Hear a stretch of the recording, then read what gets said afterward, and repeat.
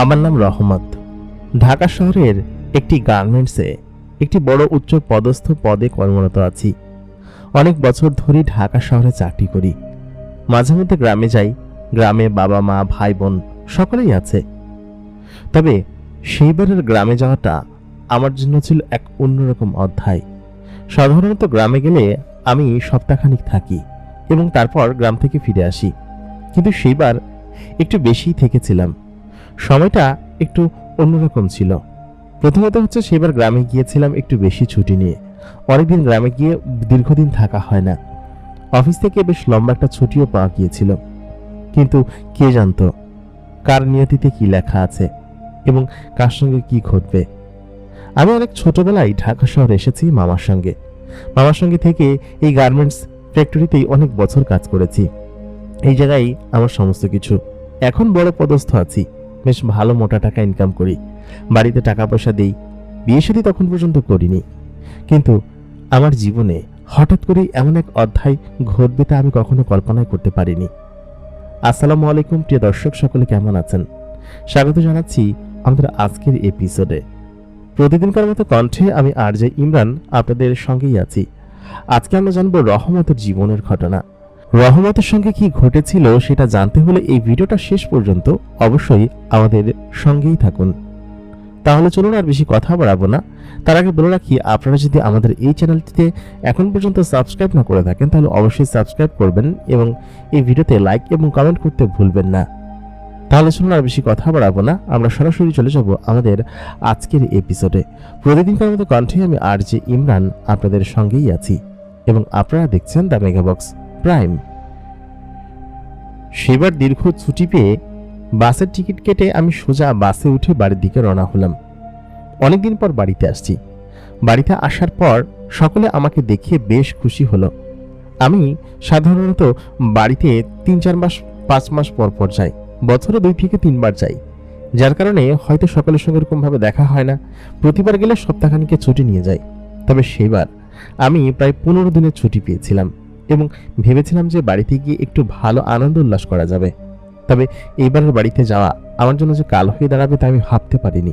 শুরুতে ভেবেছিলাম তাই, কিন্তু পরবর্তীতে যখন আমি টের পেলাম যে আমার ঘাড়ে চড়েছিল সে আসলে কোনো সাধারণ কেউ ছিল না। সেবার বাড়িতে গিয়ে আমি যখন উঠোনের পর দাঁড়ালাম তখন ভোর রাতের বেলা উঠেছিলাম, যার কারণে সকালের কিছুক্ষণ আগে বাড়িতে পৌঁছে গিয়েছি। বাড়ির সকলে তখনও ঘুম থেকে উঠে পারেনি। সকলে ঘুম থেকে উঠে আমাকে দেখে এক প্রকার সারপ্রাইজই হয়ে গেল, কারণ এবার আমি বাড়িতে আসার পর বাড়িতে আসার পথে কাউকে কিছু জানাইনি। হাতে এক গাদা শপিং এবং সেই সঙ্গে মিষ্টি ফলমূল। বাড়িতে বাবা মা আছে, তাদের জন্য এগুলো আমার নিয়ে যেতে বেশ ভালোই লাগে। আমার আম্মা আমাকে দেখে বেশ খুশি হলেন, আমাকে জড়িয়ে ধরলেন, বললেন, বাজান এতদিন পর এসেছিস। তারপর ফ্রেশ হয়ে নাস্তা করে নিলাম। সকলে আমাকে দেখে বেশ আনন্দিতই ছিল। আমার পরিবারে আমরা 3 বোন আর 3 ভাই। বড় ভাই সে বিদেশ থাকে, মেঝো ভাই গ্রামেই থাকে, আর আমি সবার ছোট ভাই। আমি সবার ছোট হওয়ার কারণে সকলের আদরও বেশি পেয়েছি। আমার বোনেরা সবাই বড়, এমনকি আমার মেঝো ভাইয়ের থেকেও বড়, আমরা সব থেকে ছোট আর কি। তো সব মিলে বলতে গেলে আমাদের পরিবারটা বেশ বড়। মেজো ভাইয়ের 3টা ছেলে মেয়ে আছে, ওরা এখানেই থাকে। সব মিলিয়ে আমি যখন বাড়িতে আসি ওরা আমাকে বেশ ভালোবাসে এবং আদর যত্ন করে, আমি ওদেরকে বেশ স্নেহ করি। সকলে মিলে আমাকে ঘিরে ধরে বসেছিল। বাড়িতে আসার পর সকলের সঙ্গে কথাবার্তা, দেখাশোনা এবং সবকিছুই বেশ ভালোভাবেই হলো। ওদিনকেই প্রথমবারের মতো আমার সঙ্গে এই অদ্ভুত ঘটনাটি ঘটলো। ওদিনকে আমি এসেছি আর ওদিনকেই ঘটলো।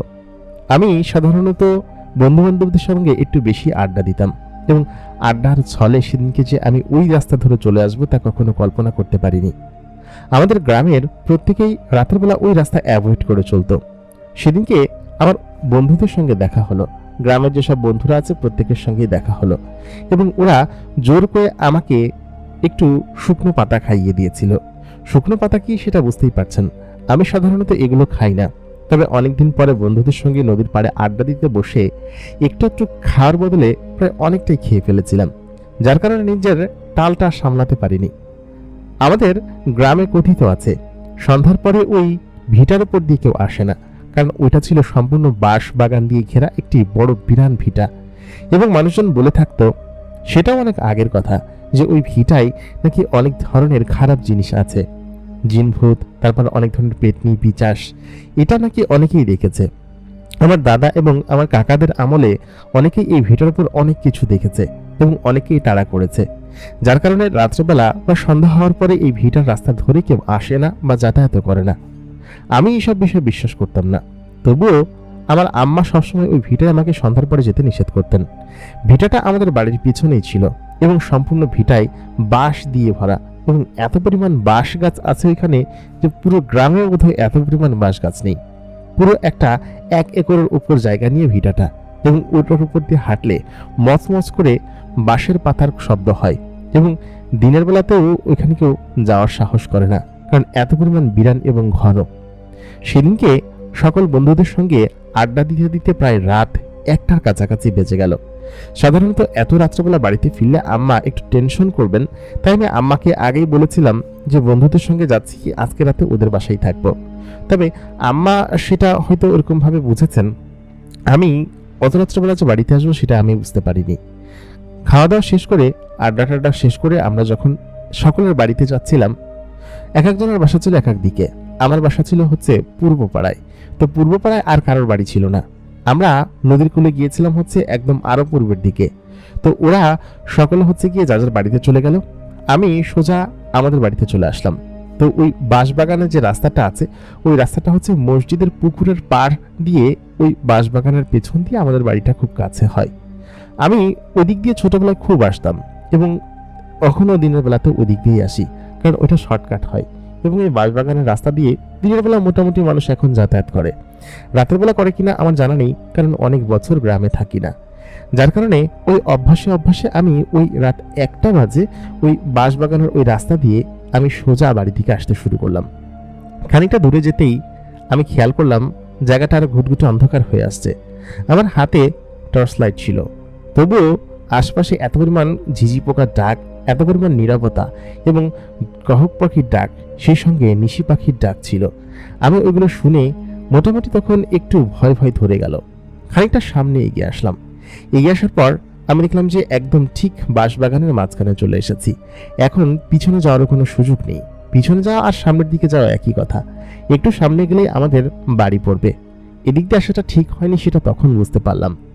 খানিকটা সামনে যেতেই আমি ডাবল আওয়াজ শুনতে পেলাম। ডাবল আওয়াজ এমন ছিল যে আমিও পা ফালাচ্ছি, আমার পেছন পেছন কেউ অন্য একজনও পা ফালাচ্ছে।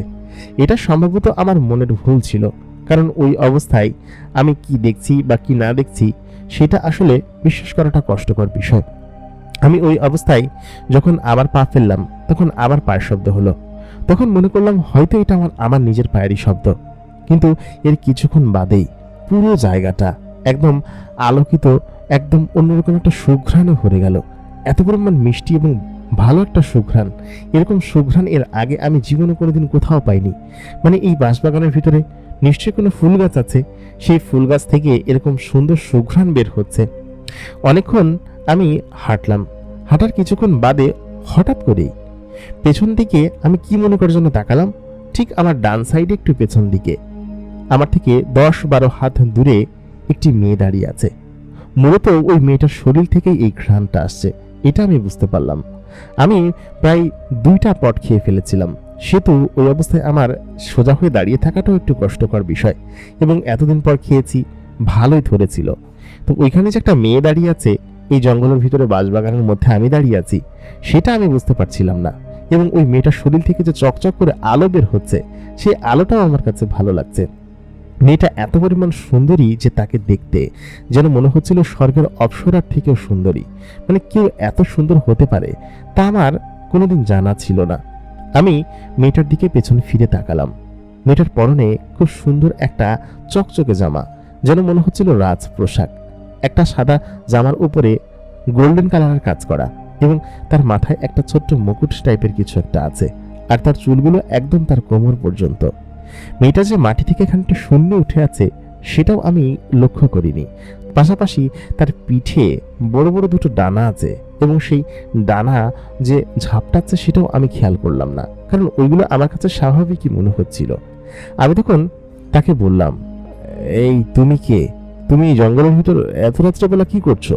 তোমার কি ঘর বাড়ি নেই? একা একটা মেয়ে মানুষ জঙ্গলের ভিতরে ঘুরে বেড়াচ্ছ? মেয়েটা সম্ভবত আমার সাহস থেকে অবাক হচ্ছিল। মেয়েটা তখন আমাকে বলল, তুমি এই জঙ্গলের ভিতরে কিসের জন্য এসেছো এত রাতে? এখানে তো রাত্রেবেলা কেউ আসে না। এই অঞ্চলটা শুধুমাত্র আমাদের। তুমি এখানে এসেছো কোন সাহসে? তোমাকে কি কেউ কিছু বলেনি বা আটকায়নি? ওই মুহূর্তে আমি তখন তাকে বললাম, আমাকে কে আটকাবে? আর এখানে আসা মানে কি? তুমি এত রাত্রেবেলা এখানে কি করছো সেটা বলো। তোমার তো সাহস কম নাই। একা একটা মেয়ে মানুষ হয়ে এই অন্ধকার বাঁশবাগানের এখানে এসে দাঁড়িয়ে আছো। এইখানে তো রাতের বেলা কেউ আসে না, তাহলে তুমি কেন এসেছো? মেয়েটি তখন আবার আমার দিকে তাকিয়ে বলল, সেটাই তো কথা, এখানে তো রাতের বেলা কেউ আসে না। এই সময়টা আমাদের এবং আমরা এখানে থাকি। আজকে এখানে কেউ নেই, মাঝে মধ্যে আমি এখানে আসি। তবে আজকে তোমাকে এখানে এরকম ভাবে দেখতে পাবো আমি আশা করিনি। তুমি আসলে বেশ সাহসী একজন মানুষ, তাই না? আমি তখন নেশার ঘরে ঘরে বলে ফেললাম, হ্যাঁ হ্যাঁ, তো কি হয়েছে? আমি সাহসী।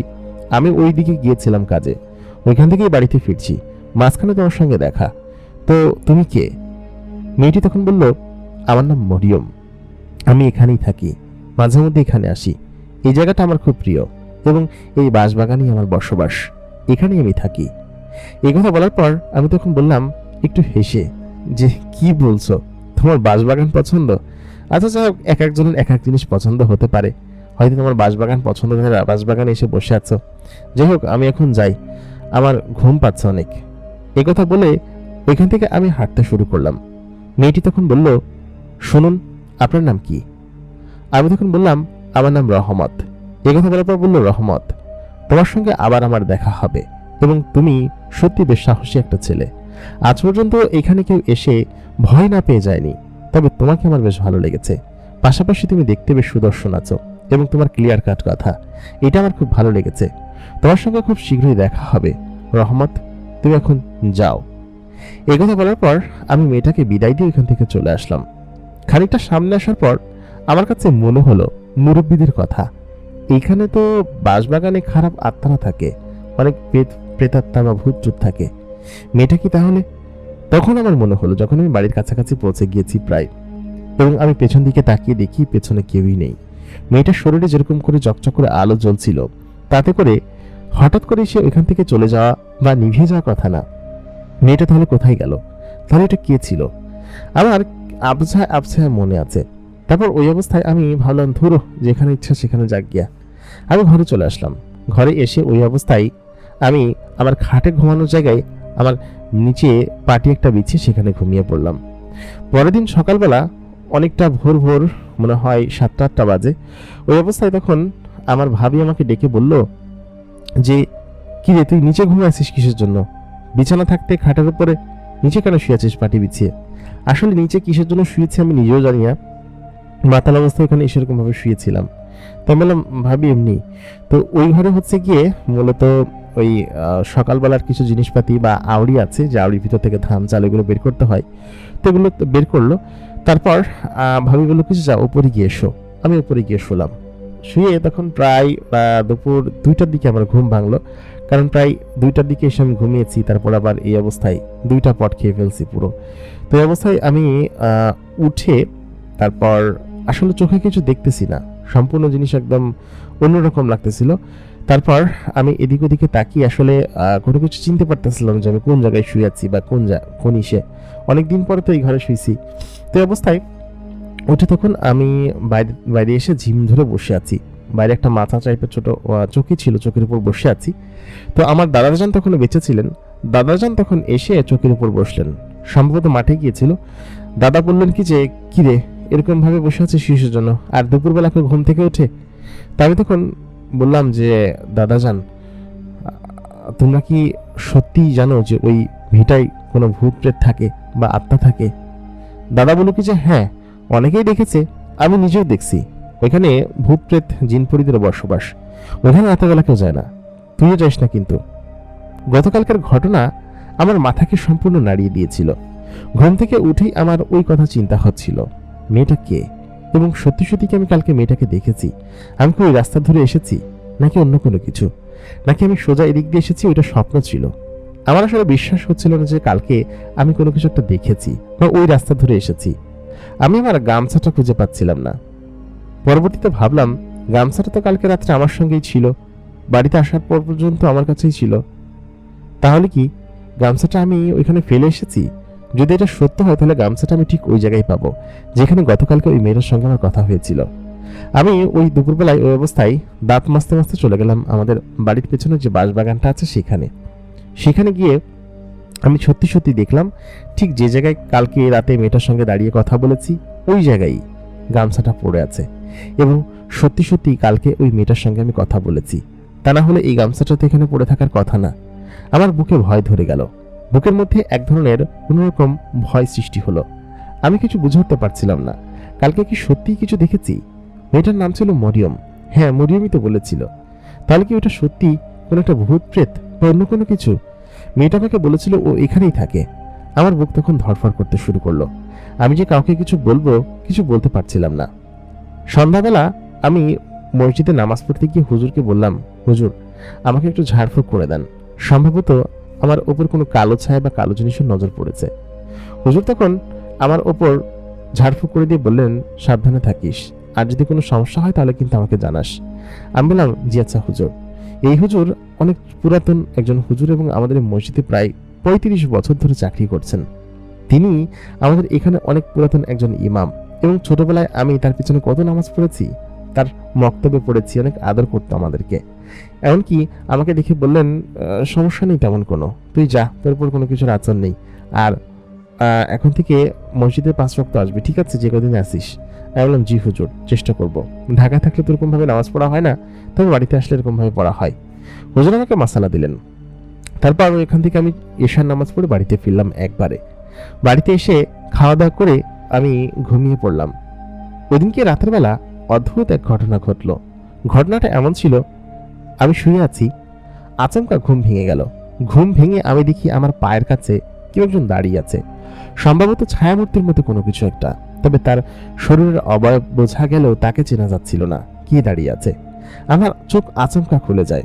খুলে আমি যখন সোজা সামনের দিকে তাকাই, তখন দেখি আমার পায়ের কাছে কেউ একজন দাঁড়িয়ে আছে। আমি যে উঠে কথা বলবো সেরকম সাহস বা শক্তিটুকু আমার গলা দিয়ে বের হচ্ছিল না। আমি তখন ওই অবস্থায় উঠে দাঁড়িয়ে বললাম, কে? তখন ওই জিনিসটা দৌড়ে ওখান থেকে অন্ধকারের মধ্যে মিলিয়ে গেল। আমি তখন ভয়ে একটা চিৎকার দিয়ে উঠলাম। সঙ্গে সঙ্গে আমার দাদাজান এবং চাচাজান ওরা দৌড়ে আসলেন, এসে বললেন, কি হয়েছে? আমি বললাম, না না কিছু না, তোমরা যাও, স্বপ্ন দেখেছি। এই কথা বলার পর ওনারা তখন ওইখান থেকে চলে গেলেন। আমি সত্যি এটা কি স্বপ্ন ছিল নাকি বাস্তব ছিল বুঝতে পারছি না। আর ওই দাদাজান কথাটা মন্দ বলেননি। আর সত্যি কথা বলতে, আমার গামছাটা যেহেতু ওইখানে পড়েছিল, তাহলে এরকম কোনো কিছু হতে পারে যে আমার পেছনে কোনো খারাপ জিনিস বা খারাপ কোনো কিছু লেগেছে। ভেবেছি ফজরের নামাজ যখন পড়তে যাবো তখন হুজুরের কাছে জিজ্ঞেস করব যে আসলে আমার কাছে কোনো শয়তান বা কোনো খারাপ জিনিস আছে কিনা, যে কিনা আমার পেছনে লেগেছে। তারপর ওই অবস্থায় আমি অনেকক্ষণ চেষ্টা করেও আর ঘুম আনতে পারলাম না। ফজরের আজানের অনেকক্ষণ আগে আমার ঘুম আবার ভেঙে গেল, ছাড়া ছাড়া ঘুম হলো।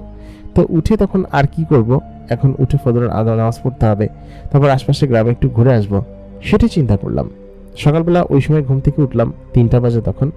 তো ওই অবস্থায় উঠে আমি আশপাশে কিছুক্ষণ ঘোরাঘুরি করলাম, বসলাম। তারপর ওজোর বদনাটা নিয়ে কলপাড়ে গেলাম।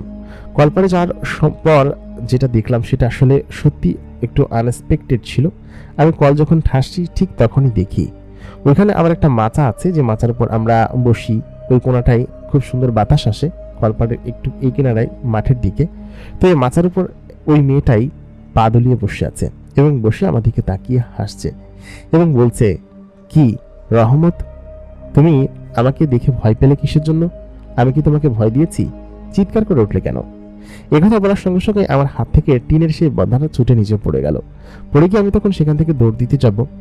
আমি তখন দেখি যে আমি যেদিকে ঘুরেছি মেয়েটা ঠিক সেখানে এসে দাঁড়িয়ে আছে এবং দাঁড়িয়ে আমার দিকে মুচকি হেসে বলছে, কি ব্যাপার রহমত, আমাকে তুমি চিনতে পারোনি? আমি মরিয়ম। এই কথা বলার পর তখন আমি আরেকটু ভয় পেয়ে বললাম, কে মরিয়ম? তো তুমি কেন আমার পিছু নিয়েছো? তুমি কে, কেন আমার পিছু নিয়েছো? এরকম করে তোতলাচ্ছিলাম। ওই অবস্থায় সে আমাকে বলল, রহমত, তুমি ভয় পাচ্ছ কিসের জন্য? আমি তো জানতাম তুমি বেশ সাহসী একটা ছেলে, এরকম ভীতু তা তো জানতাম না। মেয়েটি আমাকে সেদিনকে ওই অবস্থায় বলেছিল, নেশা অবস্থায়, যে আমি বেশ সাহসী বলে সে আমাকে হয়তো আমার সঙ্গে কথা বলছে, এখন ভয় পেলে চলবে না। মেয়েটি নিশ্চয়ই কোনো ভূত প্রেত বা অন্য কোনো কিছু। আমি তখন খানিকটা সাহস সঞ্চয় করলাম, বললাম, ও হ্যাঁ মরিয়ম, তুমি তো তো তুমি কেমন আছো? তুমি এখানে যে? ও তখন বলল, রহমত, তুমি কি ভয় পেয়েছো আমাকে আচমকা দেখে?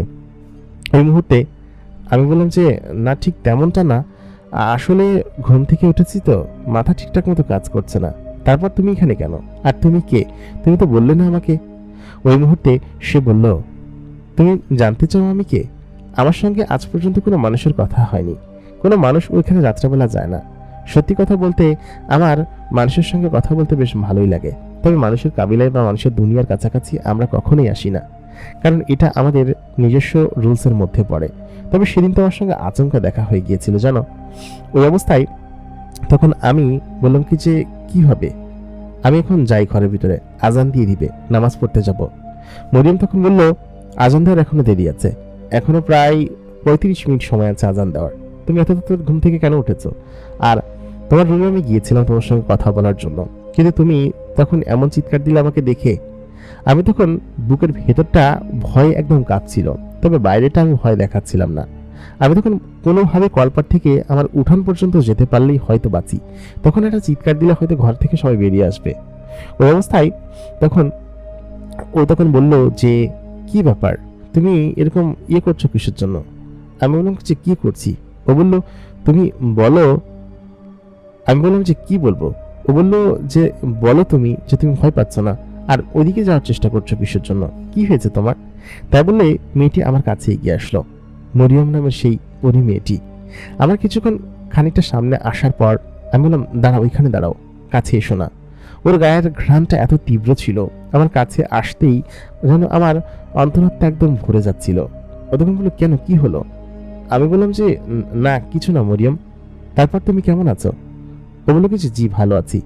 তুমি জিজ্ঞেস করেছো না আমি কে? আমি তোমাকে বলতে চাচ্ছি তো আমি কে, শুনবে না? আমি তখন বললাম, হ্যাঁ বলো তুমি কে। মরিয়ম দেখতে চাঁদের মতো সুন্দরী ছিল, ওকে দেখে ভয় পাওয়ার কোনো কারণ নেই, তবুও আমার ভয় লাগছিল, কারণ ও কোনো মানুষ নাই। ও মুখ দিয়ে যে কথাটা বের করলো সেটা শোনার জন্য আমি সত্যি মোটেই প্রস্তুত ছিলাম না। ও তখন বলল যে, আমি ওই বাঁশ বাগানের পরি, আমি ওইখানে থাকি এবং আমার বসবাস ওইখানে বহু বছর ধরে। এই কথা শুনে তখন আমার বুকটা আরো বেশি ধরফর করতে লাগলো। আমি যখন ভয়ে ওইখানেই অজ্ঞান হয়ে যাও, এরকম একটা অবস্থা। পরীটা তখন আমার কাছে আসলো, এবং আমার কাছে যখন আসলো এবং বলল যে সে কোনো মানুষ নয়, সে একটা পরী, তখন আমার ভয়ে আত্মা শুকিয়ে আসলো, এবং ওই অবস্থায় আমি সেখানে অচেতন হয়ে পড়লাম। ভয় পাওয়াটা স্বাভাবিক বিষয়, রাত 3টা বাজে, এরকম একটা জায়গায় এরকম একটা পরীর দেখা যদি কেউ পায়, যদিও পরীটা খুব সুন্দর ছিল, খুব মায়াবতী ছিল, এবং ওর গায়ে চকচক করে আলো জ্বলছিল, এবং সেই সঙ্গে ওর শরীরের মধ্যে এমন এক অন্যরকম সুঘ্রাণ ছিল, যে সুঘ্রাণটা যে কারো অন্তরকে শীতল করে দিতে সক্ষম। ওই অবস্থায় আমি তখন ওইখানে অচেতন হয়ে পড়ি, এবং কতক্ষণ অচেতন হয়ে পড়েছিলাম আমি জানি না। তবে আমি যখন ঘুম থেকে উঠি তখন আমি দেখতে পাই একদম সকাল হয়ে গিয়েছে, এবং আমি আমার নিজের বিছানায় শুয়ে আছি। এবং ওঠার পর আমি এখানে কেন শুয়ে আছি এবং রাত্রেবেলা কি হয়েছিল সেটা বোঝার জন্য আমি আসলে কিছু বুঝতে পারছিলাম না। আসলে কি ওটা ঘটেছিল, ওটা কি সত্য ছিল, নাকি অন্য কোনো কিছু আমি স্বপ্নে দেখেছি? আমার ভাবি ঘরের ভিতর ঢুকে বলল, এখনো ঘুমাচ্ছিস? বেলা 9টা বাজে, তাড়াতাড়ি ওঠ, খাওয়া দাওয়া হয়ে গিয়েছে, রান্নাবান্না শেষ, তাড়াতাড়ি খেতে আয়। আর তোর গায়ে পিঠের কোনো ময়লা কিসের জন্য? আমি দেখলাম সত্যি আমি যে স্যান্টো গেঞ্জি পরে ঘুমিয়েছিলাম, সেই স্যান্টো গেঞ্জির পেছনে এবং আমার পিঠে ময়লা লেগে আছে, কাদা আর কি, কলপাড়ের কাদা। তো এই অবস্থায় আমি সত্যি সত্যি 100% শিওর হয়ে গেলাম যে কালকে রাত্রেবেলা আমি যখন ফজরের নামাজ পড়তে উঠেছিলাম, ওই সময় ওই পরি মেয়েটি এসেছিল, এবং ও যা বলেছে সেটা সত্য কথাই বলেছে। আমি যখন অচেতন হয়ে পড়ি তখন ও ওইখান থেকে আমাকে তুলে আমার বিছানার উপর রেখে যায়। তাহলে কি মেয়েটা সত্যি একটা পরি? পরি না হলে তো এইরকম, তাহলে কি ও আমার পিছু নিয়েছে, আমার পিছু ছাড়বে না, আমাকে সত্যি ও ক্ষতি করবে। আজকে আমার ইমাম সাহেবের সঙ্গে দেখা করতে হবে, এটা আমি ভেবেই নিলাম। পরবর্তীতে আমি ভাবলাম যে দেখা করব করব মানে করবই। দুপুর উঠে গোসল করে খেয়ে দিয়ে নিলাম। খেয়ে দিয়ে আমি দুপুরবেলা নামাজ পড়ার জন্য মসজিদে গেলাম এবং মসজিদে নামাজ পড়লাম জোহরের। পড়ার পর ইমাম সাহেব উনি একটু ব্যস্ত ছিলেন, আমি ওনাকে বলবো বলবো করে বারবার বলার জন্য ট্রাই করছিলাম।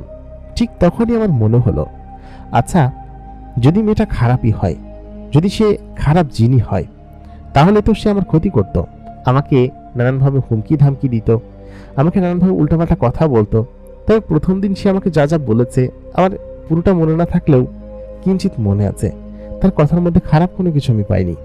দ্বিতীয় দিন সে যখন আমাকে ওইখানে দাঁড়িয়ে থেকে আমাকে বলল, তার মধ্যেও তো আমি খারাপ বা আমাকে ক্ষতি করে এরকম কোনো উদ্দেশ্য আমি খুঁজে পাইনি। এবং সে আমাকে চাইলে নিয়ে যেতে পারতো, আমি যখন অচেতন হয়ে পড়লাম আমার অনেক ক্ষতি করতে পারত, কিন্তু সেটা তো করেনি। ও আমাকে আমার ঘরের পর খাটের পর শুইয়ে দিয়ে গিয়েছে। এটা কি আসলে ভালো কিছুর লক্ষণ না? পরিমেয়টাকে তাহলে আমাকে কিছু বলতে চাই? সবাই কিন্তু পরি পায় না জীবনে।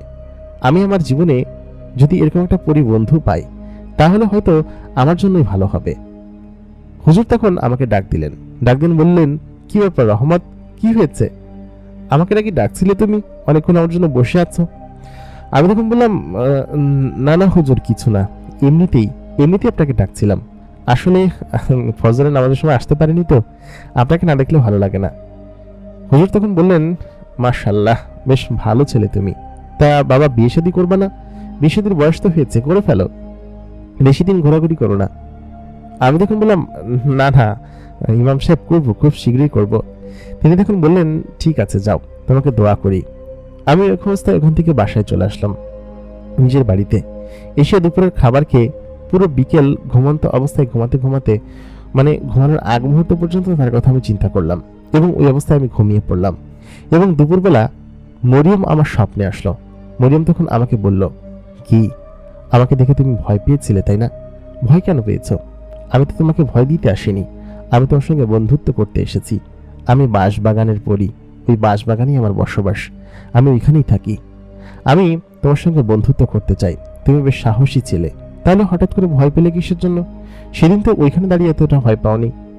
আমি তখন বুঝতে পারলাম আমি সাহসী এবং সাহস নিয়ে সেদিনকে ওইখানে কথা বলেছিলাম বিদায় ও হয়তো আমাকে পছন্দ করেছে। তা না হলে আমার ক্ষতি করত।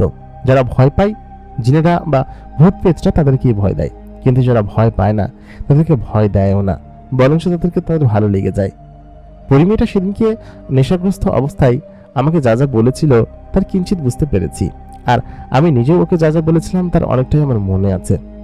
তার মানে ও সাহসী ছেলে পছন্দ করে, সাহসী জিন হোক বা মানুষ হোক। এই জন্য বোধহয় ও আমার সঙ্গে বন্ধুত্ব করতে চায়।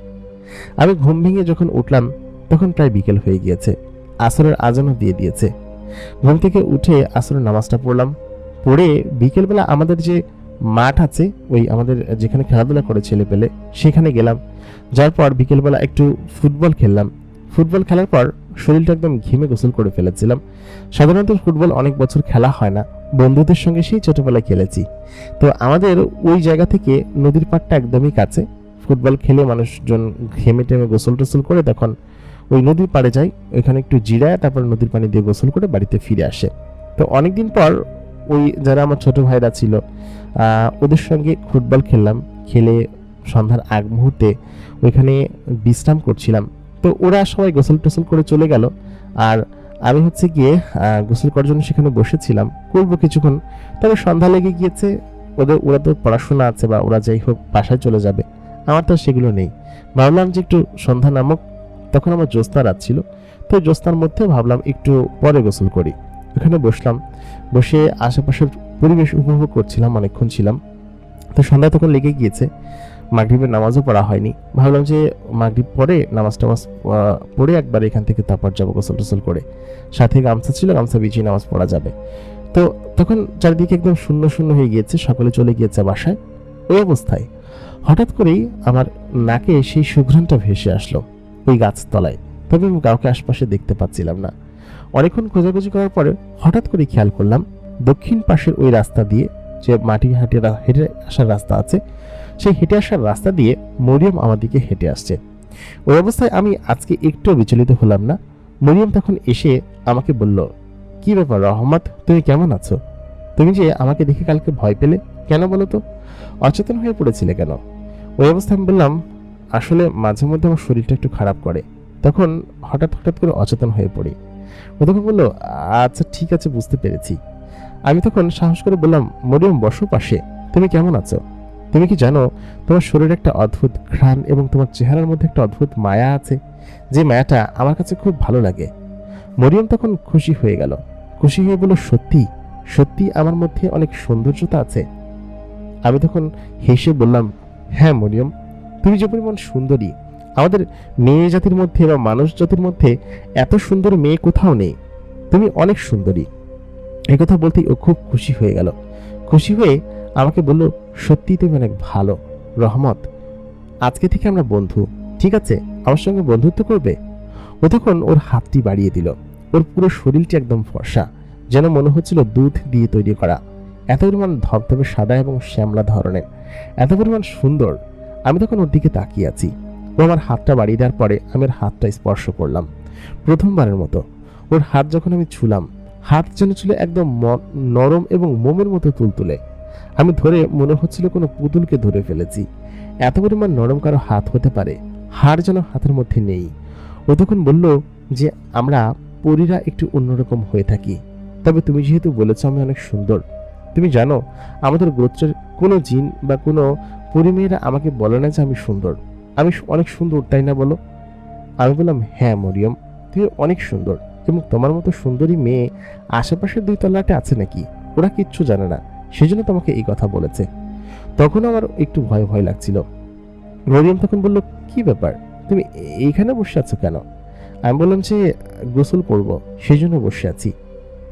প্রথমে এটা বললেও পরবর্তীতে বললাম যে আরেকটা কিন্তু কারণ আছে। কারণটা হচ্ছে আমি তোমার জন্য অপেক্ষা করছি। আমি জানতাম তুমি আসবে, সেজন্য এখানে বসেছিলাম অন্ধকার হওয়ার আগ পর্যন্ত। আর তোমরা জিনেরা মাগরিবের আজানের পরপরই আসো এবং ফজরের আজানের আগে চলে যাও, তাই না? সেই কথা ভেবে আমি এখানে বসেছিলাম, এবং তুমি যে আসবে সেটা আমি জানতাম। ওকে একটু পাম্পটি মেরে দিলাম। তবে সত্যি কথা বলতে ওকে দেখতে আমার ভয় লাগছিল। যদিও ওর চেহারা ভয়ানক না, তবু জিন তো, জিনকা বাচ্চা জিন হি হতা হে, এরকম একটা চিন্তা আছে আমার। তো ওরকম চিন্তা করেই আমি মূলত ওকে অ্যাভয়েড করার চেষ্টা করছিলাম, যাতে করে আমার কাছে না আসে। তবে ও আমার কাছে এসে বসে থাকে, এটা খুবই সত্য কথা, এবং আমার সঙ্গে সবসময় থাকতে চায়, এটাও খুবই সত্য কথা। ওদিনকে ওর সামনে আমি গোসল করলাম এবং গোসল করতে করতে কথা বলছিলাম ওর সাথে। ওই মুহূর্তেই আমাদের ওইখানকার জমির কাকা এখানে গোসল করতে আসে। ওখানে শান বাঁধানো সিঁড়ি আছে।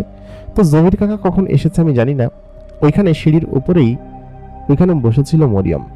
মরিয়ম তখন আমার সঙ্গে কথা বলছিল। তো জমির কাকা এসে আমার কথা শুনে ফেলে। আমি বড় বিড়বিড় করছিলাম। তো এই অবস্থায় জমির কাকা আমাকে বলে, কি রে, কার সঙ্গে কথা বলছিস একা একা? গোসল করছিস আর কার সঙ্গে একা একা কথা বলছিস? আমি তখন বললাম, আর কার সঙ্গে, এই যে একা একা নিজের সঙ্গেই একা একা গোসল করতেছি। জমির কাকা আসার পর আমি দেখলাম মরিয়ম সেখানে বসেছিল এবং বসে আমার দিকে তাকিয়ে আছে, কিন্তু জমির কাকা তাকে দেখতে পাচ্ছে না। আমি কেন শুধুমাত্র তাকে দেখতে পাচ্ছি? মরিয়ম তখন আমার দিকে তাকিয়ে বলল যে, কারণ আমি তোমাকে দেখা দিয়েছি, সেই জন্য তুমি আমাকে দেখতে পাচ্ছ, আর অন্য কেউ আমাকে দেখতে পাবে না। আমি তখন বললাম, আচ্ছা ঠিক আছে, বুঝতে পেরেছি, তাহলে এখন তুমি যাও, তোমার সঙ্গে পরে কথা হবে।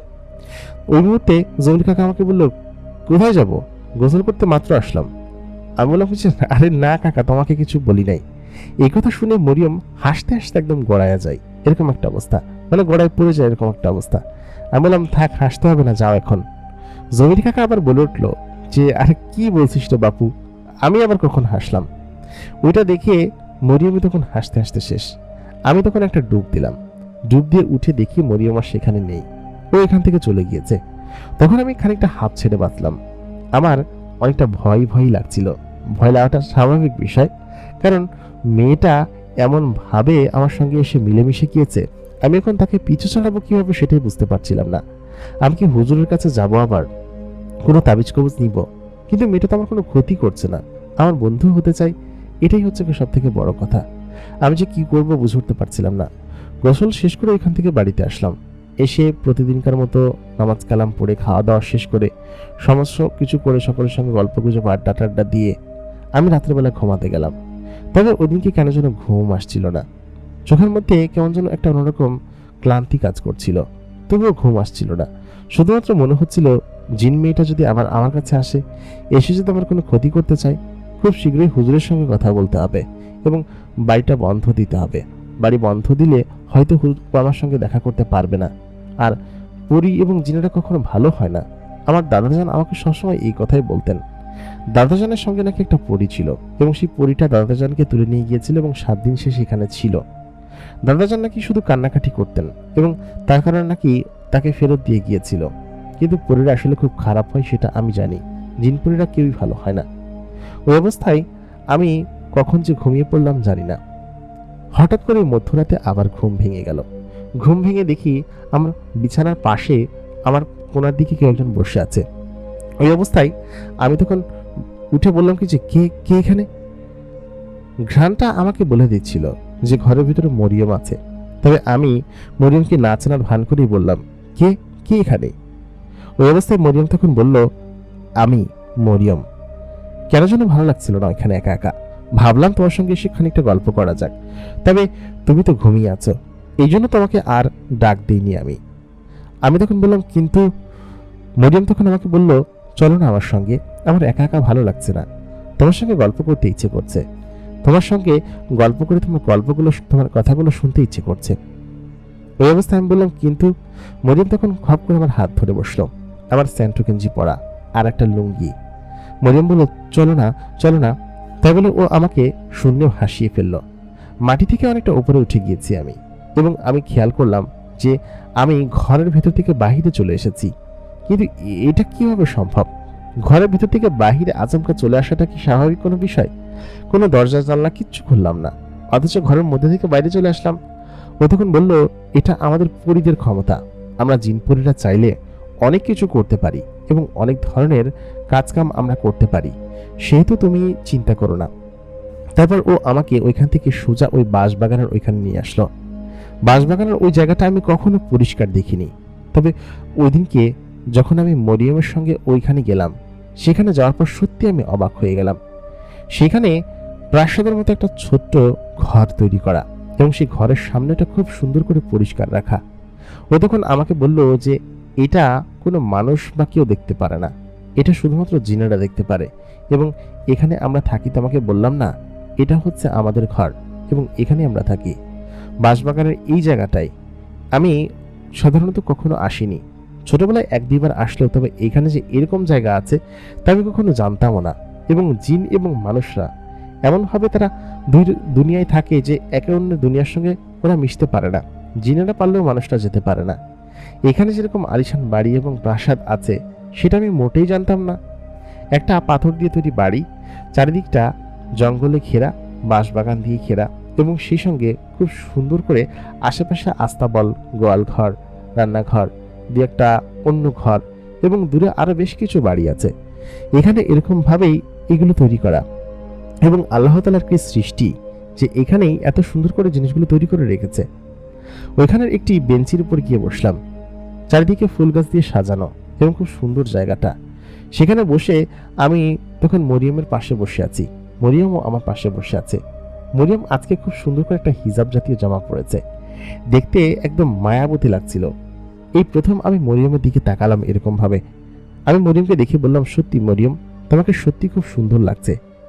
ওকে যখন ওর সৌন্দর্যের প্রশংসা করা হয় তখন ও অনেক খুশি হয়, এবং এত পরিমাণ খুশি হয় যে ও চাইলে যে কোনো কিছু করতে পারে।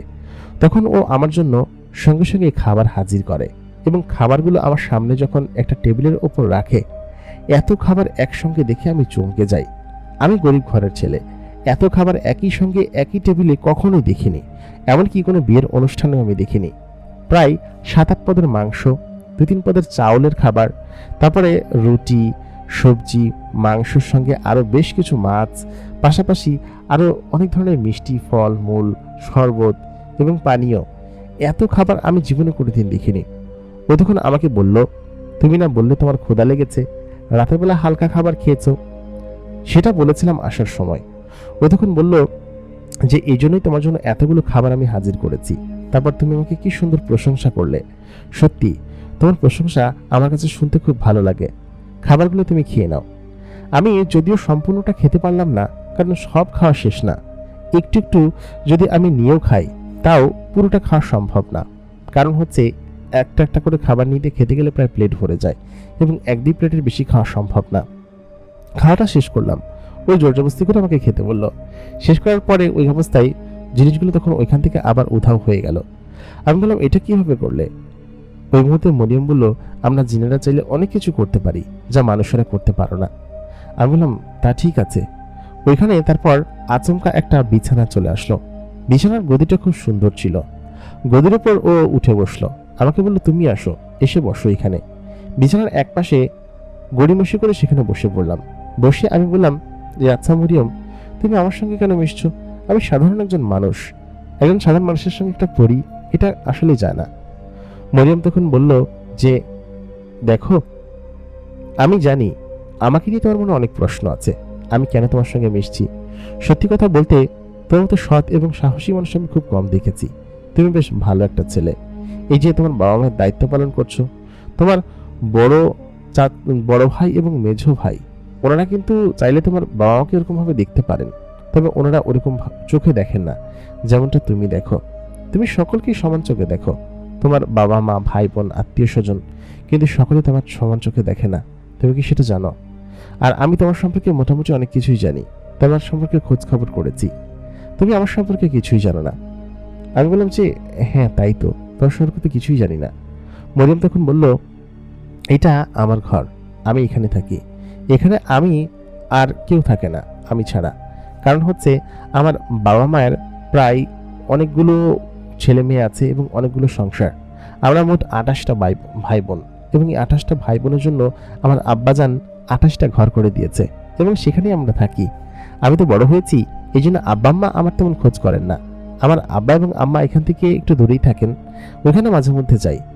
জিন যখন বড় হয়ে যায় তখন তাদেরকে আর বাবা মার কাছে থাকতে হয় না, চাইলে নিজের থেকে আলাদা থাকতে পারে। অনেকে আমার পরিবারের মধ্যেই থাকে।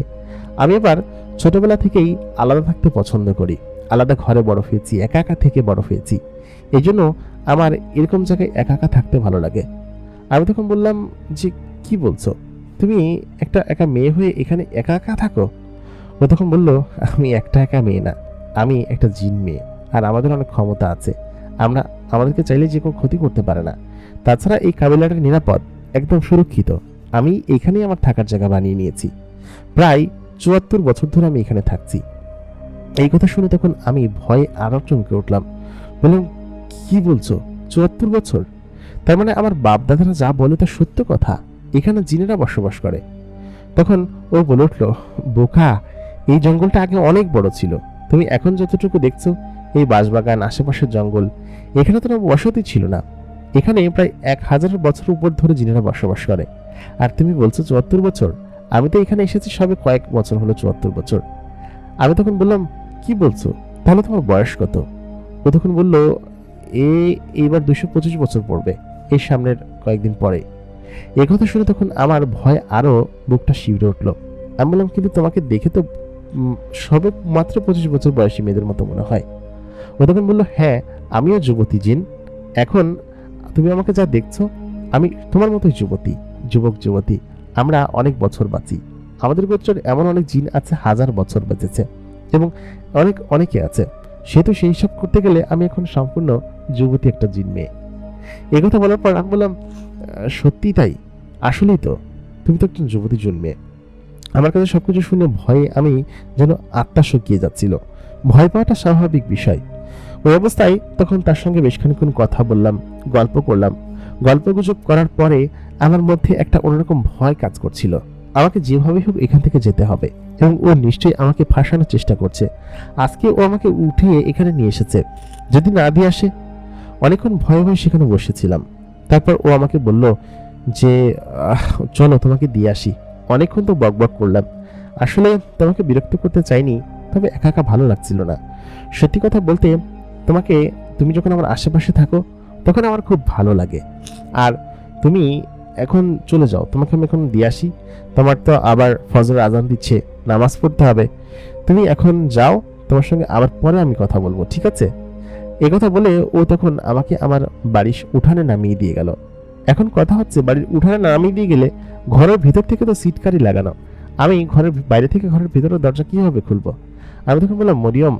ও তখন বললো, কি? ওই কথা বলে ও আমার কাছে এগিয়ে আসলো।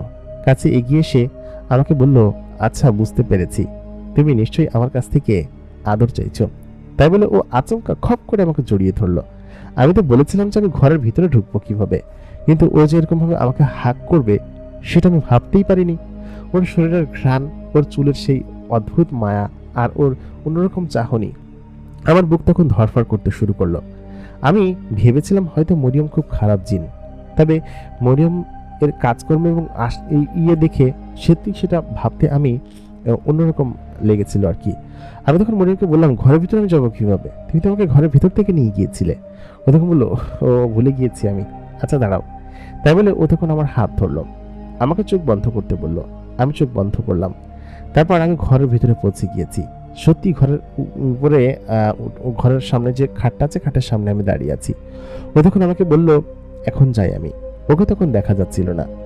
অনেকক্ষণ পর সে ওইখান থেকে গায়েব হয়ে গেল, এবং গায়েব হয়ে যাওয়ার পরে তারপর আমি বিছানায় আসলাম। সত্যি সত্যি ভাবলাম যে মরিয়ম নিশ্চয়ই আমার ক্ষতি করবে। আমার হুজুরের কাছে খুব শীঘ্রই এবং দ্রুত যাওয়া দরকার। তারপর ওই অবস্থায় আমি সোজা পরের দিন ঘুম থেকে উঠে ফজরের নামাজের পরপর হুজুরের সঙ্গে কথা বললাম যে, হুজুর, আমাকে একটু ঝাড়ফুঁক করে দেন, একটা তাবিজ কবজ দেন, যদি কোনো খারাপ জিন আমার উপর আছর করে। হুজুর তখন আমাকে বললেন যে, এরকম কিছু হবে না, তুই যা, তোর ওপর সবসময় আল্লাহ তাআলার দোয়া আছে, খারাপ জিন ভূত প্রেত কেউ তোর উপর করতে পারবে না। ততদিন আমি বাড়িতে এসেছি 4-5 দিন হয়ে গিয়েছে। আর এই 4-5 দিনে জিন মেয়েটার সঙ্গে আমার অসংখ্যবার দেখা হয়েছে, কথা হয়েছে, এবং ওই জিন মেয়েটা আমাকে সহজে ছাড়বে না আমি তা বুঝতে পেরেছি। এবং আমাকে সত্যি সত্যি হুজুরকে বলে দিতে হবে যে আমার ঘাড়ে আমার সঙ্গে একটা জিন আছে। এটা সত্যি সত্যি বলে দিব আমি। কিন্তু ওদিনকে ফজর নামাজের পরে তার সঙ্গে দেখা হয়নি, ওই অতটুকুই কথা হয়েছে। ভেবেছি যে জোহরের নামাজের সময় আমি বলে দিব। ওই সময়টাতে আচমকা আমার দাদাজান অসুস্থ হয়ে পড়ে, এবং এত পরিমাণ অসুস্থ হয় যে তাকে নিয়ে যেভাবে হোক হাসপাতালে যেতেই হবে। খুবই গুরুতর অসুস্থ। হাসপাতালে আমি তাকে নিয়ে গেলাম। দুপুরবেলা আমাদের মহল্লায় তো আমি ছিলাম না আর, কারণ মসজিদে নামাজ পড়তে হলে আমাকে তো আর ওইখানে দাদাজানের সঙ্গে থাকতে হবে। সদর হাসপাতাল নিয়ে ভর্তি করানো হলো। তারপর একদিনের মতো দাদাজান হাসপাতালে থাকলেন। ওই রাত্রেবেলা মরিয়মের সঙ্গে আমার আর দেখা হয়নি, কারণ আমি হাসপাতালে ছিলাম, একটু ব্যস্ত ছিলাম, দাদাজানের পাশেই ছিলাম। দাদাজান আমাদের পরিবারের অনেক বড় একটা অংশ। তিনি আমাদের পরিবারকে ছোটবেলা থেকে আগলে রেখেছেন। আমার আব্বার অবস্থা সবসময় ভালো ছিল না। আমার আব্বা সবসময় আমাদেরকে ওরকমভাবে আগলে রাখতে চাননি, কিন্তু সত্যি কথা বলতে আমার দাদাজান আমাদেরকে অনেক ছোটবেলা থেকেই অনেক কষ্ট করে আমার আব্বাজানকে লালন পালন করেছেন, আমাদেরকে দেখেছেন। আমার আব্বার পরিবেশ তো সবেমাত্র কয়েক বছর হয়েছে ঠিক হলো, আমরা গরিব ছিলাম, তবে আমার দাদাজান কষ্ট করে চাষবাস করে আমাদেরকে খাইয়েছেন। সেই দাদাজান যদি মারা যান তাহলে কষ্ট হয় না? দাদাজানের অবস্থার অবনতি হতে শুরু করলো, খুব খারাপ পরিস্থিতি হতে শুরু করলো। কয়েক ঘন্টা এবং একটা রাত কাটার পরে পরের দিন যখন ডাক্তার আসলো, ওরা তখন দেখে বললেন যে উনি আর বেশিক্ষণ বাঁচবেন না। আপনারা সবাই ওনার কানে কালেমা পড়েন, আল্লাহ বিল্লাহ করেন, তাতে করে হয়তো ওনার রুহের মাগফিরাত, ওনার রুহের আত্মার কামনা হবে, শান্তি হবে, এরকম কোনো কিছু আমাকে বলতে লাগলেন। এই অবস্থা তখন আমরা ভয় পেয়ে গেলাম। ডাক্তার তো একদম পুরো আশা ছেড়ে দিয়েছে। দুপুরের পরপরই উনি যখন এই কথা আমাদেরকে বললেন যে উনি হয়তো আর কয়েক ঘন্টা বা কয়েক দিনের মেহমান, এরকম কথা যখন আমাকে বললেন, তো উনি প্রচণ্ড পরিমাণ অসুস্থ ছিল। তারপর ওনাকে ওইখানকার আইসিইউতে ভর্তি করানো হলো, এবং আইসিইউতে অনেক খরচ হয় সেটা আমি জানি, এবং উনি লাইফ সাপোর্টে চলে গেল পুরোপুরি। লাইফ সাপোর্টে চলে যাওয়ার পরে ওদিনকে তো আমরা সবাই খুব কান্নাকাটি করতেছি। আমার দাদাজান হচ্ছে আমাদের পরিবারের খুব খুব ঘনিষ্ঠ, খুব কাছের, এবং সকলেই দাদাজানকে খুব বেশি ভালোবাসে। তো ওই অবস্থায় আমি তখন ওইখানে বসেছিলাম, আইসিইউতে বসে কান্নাকাটি করতেছিলাম, দোয়া দরুদ পড়তেছিলাম। তো ঠিক সেই মুহূর্তে পুরো আইসিইউ ঘরটা একটা অন্যরকম ঘ্রাণে ভরে যায়, এবং পুরো ঘ্রাণে ভরে যাওয়ার পরে আমি তখন বুঝতে পারি যে এটা মরিয়ম ছাড়া আর কেউ না। তবে তখন বলে উঠি, মরিয়ম তুমি? ওই কথা বলার পরে সঙ্গে সঙ্গেই আমার সামনে সাদা জামা পরা এবং গোল্ডেন কালারের কাজ করা এরকম একটা জামা পরিহিত মরিয়ম আমার সামনে এসে দাঁড়ায়, এবং মরিয়মকে সত্যি অনেক সুন্দর লাগছিল। আমি তখন বললাম, মরিয়ম তুমি এখানে? ও তখন বললো যে তোমার দাদাজানের যে অবস্থা, আমাকে একটু বলার প্রয়োজনও মনে করেনি, এখানে এরকম ভাবে শুয়ে আছে কেন উনি? এতে মেশিনপত্র লাগানো। তখন ডাক্তারের সমস্ত বলা কথা আমি ওকে বললাম। বলার পর বললো, তুমি আমাকে আগে বলবে না? এরকম সমস্যা ঠিক করা আমার জন্য বায় হাত কাখেল, তুমি একটু অপেক্ষা করো, আমি আসছি। তা ওই অবস্থায় আমি ঈশান নামাজ পড়লাম। ঈশান নামাজের পর আত্মীয় স্বজন যারা ছিল ওরা তো চলে গেল আইসিইউ থেকে।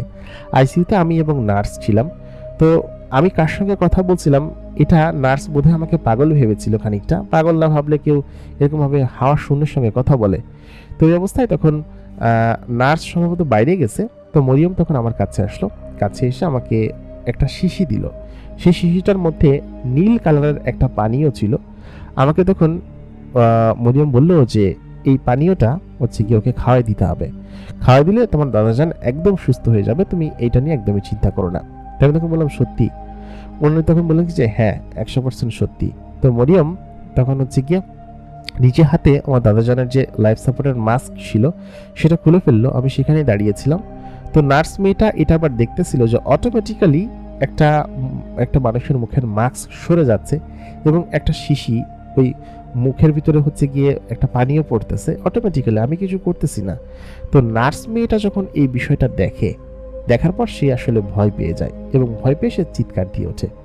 চিৎকার দিয়ে ওঠার পরে কিছুক্ষণ বাদে বাইরে থেকে কিছু লোকজন আসে। সাধারণত আইসিইউর মধ্যে নার্স ছাড়া আর কাউকে অ্যালাউ করে না। তো আমি ওই সময় ছিলাম। তো ওই সময়টাতে নার্স ওইটা দেখে ভয় পেয়ে যায় এবং ভয়ে তখন আশেপাশে সকলে ছুটে আসে, ডাক্তাররা আসে।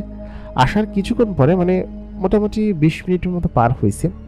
20 মিনিট পরে আচমকা দাদাজান ঘুম ওইখান থেকে উঠে বসে আছে, বসে এদিক ওদিকে তাকাচ্ছে। তাকায় বলতেছে যে কিরে আমি এখানে কেন, আমাকে এখানে কেন নিয়ে আসছিস, কি হয়েছে আমার? মানে সে সম্পূর্ণ সুস্থ, তার মধ্যে কোনো অসুস্থতার ছাপ, কোনো চ্যাটবোধ, কোনো কিচ্ছু নাই। সে ওরকমভাবে বসে আছে, বসে এদিক ওদিকে তাকাচ্ছে। তো এই কথা শুনে তো আত্মীয় স্বজন সকলে আসলো। আসার পর আধা ঘন্টার মধ্যে তাকে আইসিইউ থেকে বের করা হলো। বের করে তাকে জেনারেল বেডে শিফট করা হলো। শিফট করার পর সকলে এসে দেখে অবাক, দাদাজান চুপচাপ বসে কথা বলতেছে, এমনকি পান চিবাইতেছে। ডাক্তাররা দেখে অবাক, বললো কি যে ওনার যে অবস্থা ছিল তাতে করে ওনার তো সম্পূর্ণ এরকমভাবে বেঁচে থাকার কথা না, বা এত মুহূর্তের মধ্যে। ওই মুহূর্তে এখানে দেখলাম মরিয়ম দাঁড়ায় আছে এবং সকলের কাণ্ড দেখে অবাক হচ্ছে।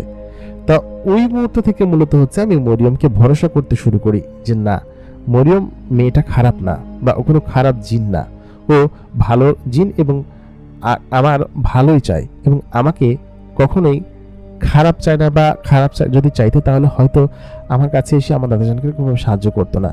তো এই অবস্থায় আমি দৌড়ে গিয়ে মরিয়মকে জড়িয়ে ধরি। তো আমি জড়িয়ে যখন ধরি ও তখন বললো যে তুমি খুশি খুশি তো, তোমার খুশি আমার খুশি, এবং তুমি ভালো থাকলে আমি ভালো থাকবো। এই কথা শুনে তখন আমি যেন কান্না করে ফেললাম ওকে ধরে। ও তখন বললো, আমি তখন ওকে বললাম মরিয়ম তুমি এত ভালো কেন, তুমি এরকম ভাবে আমাকে সাহায্য করছো, তুমি সত্যি অনেক ভালো। মরিয়ম তখন আমার দিকে তাকিয়ে মুচকি হাসলো, তারপর বললো যাও বাড়িতে যাও, তোমার সঙ্গে রাতে কথা হবে। ওই অবস্থায় মরিয়ম তখন শূন্যের সঙ্গে মিলিয়ে গেল। ওই দিনকে রাতের বেলা আমরা হচ্ছে গিয়ে সমস্ত হসপিটালের ফর্মালিটিস পূরণ করে দাদাজানকে নিয়ে বাড়িতে চলে আসলাম। রাতের বেলা আমি ভেবেছিলাম মরিয়ম হয়তো আসবে, অনেকক্ষণ অপেক্ষাও করেছিলাম, তবে আসেনি। আমি ওই সময় পর্যন্ত ভাবছিলাম যে আমি হুজুরের সঙ্গে কথা বলবো, কথা বলে এই মেয়েটাকে এখান থেকে তাড়াবো, বা আমার ঘাড়ে যে জিনটা আছে এই জিনটাকে তাড়াবো। তবে এই মেয়ে জিনটা যে এত পরিমাণ ভালো তা আমি সত্যিই জানতাম না।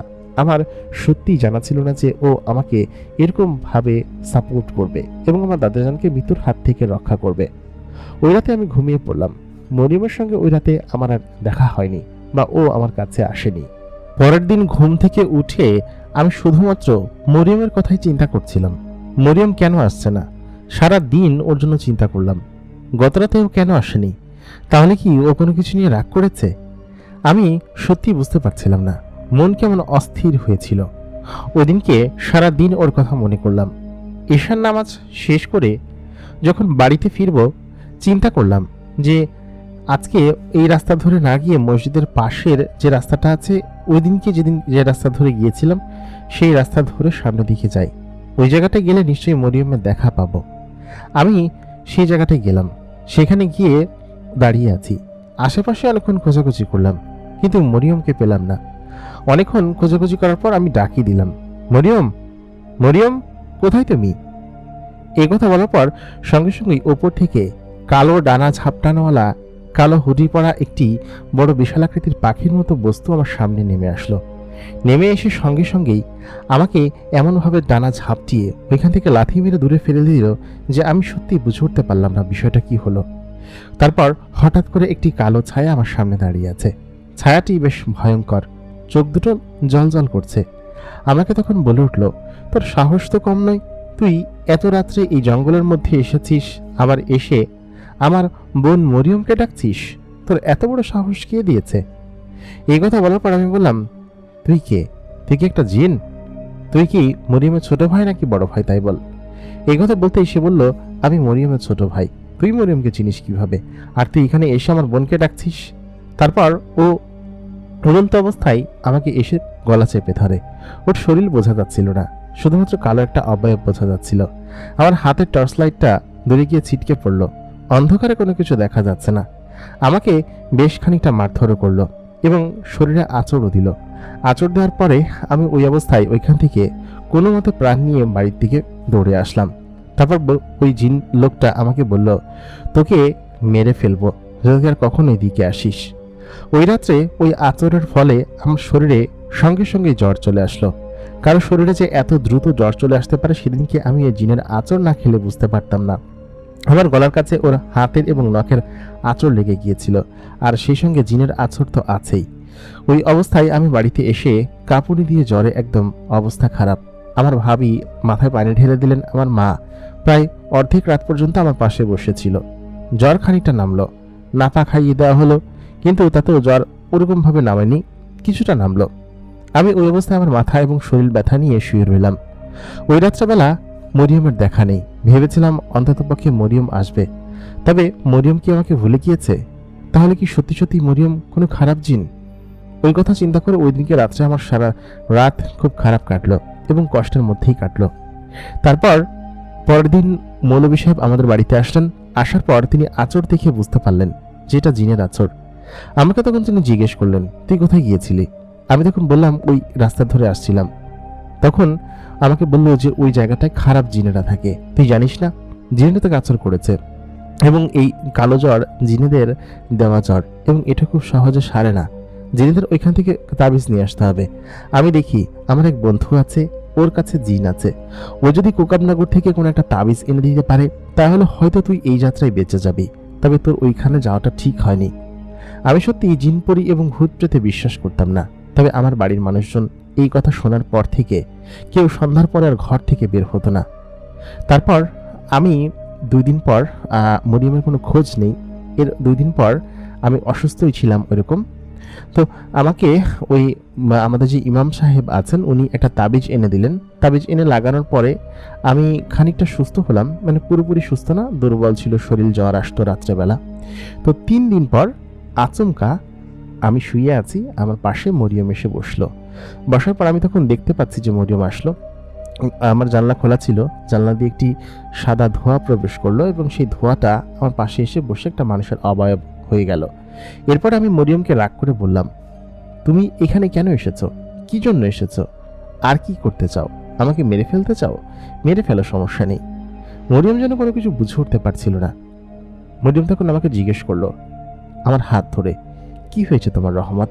তুমি এরকম ভাবে আমাকে বলছো কিসের জন্য? কোনো কিছু হয়েছে? তারপর আমি বললাম, কোনো কিছু হওয়ার বাকি কি রেখেছো? তুমি এই কয়েকদিন কোথায় ছিলে? তোমার ভাইকে দিয়ে আমাকে এরকম ভাবে আক্রমণ না করারও পারতে।